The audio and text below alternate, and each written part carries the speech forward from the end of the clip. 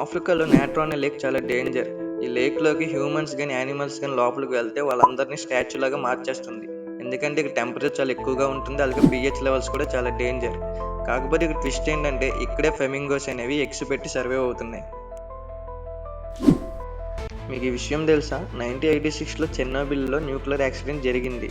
అయితే దాని రేడియేషన్స్ వల్ల చుట్టూ ఉన్న ఫారెస్ట్ మొత్తం రెడ్ కలర్లోకి మారిపోయింది. దీన్ని మనం రెడ్ ఫారెస్ట్ అని పిలుస్తాం. ఇందులో ఇంట్రెస్టింగ్ విషయం ఏంటంటే ఇది యూవీ లైట్లో కూడా చాలా అందంగా కనిపిస్తుంది.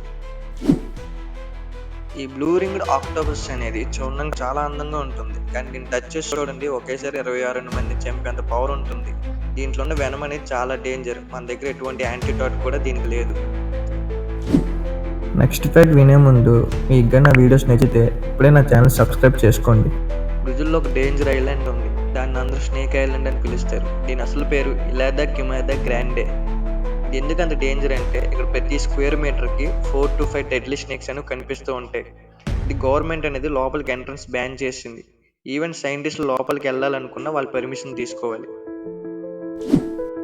అంటార్టికాలో ఐస్ మెల్ట్ అవుతుంది కదా, అయితే సైంటిస్టులు ఏం చెప్తున్నారంటే 1000 సంవత్సరాల క్రితంలో ఉన్న వైరసెస్ అనేవి ఇప్పుడు బయటకు వస్తున్నాయని, వాటిని తట్టుకునేంత ఇమ్యూనిటీ మన బాడీకి లేవని, ఇవి ఫ్యూచర్లో చాలా డేంజర్ అని చెప్తున్నారు.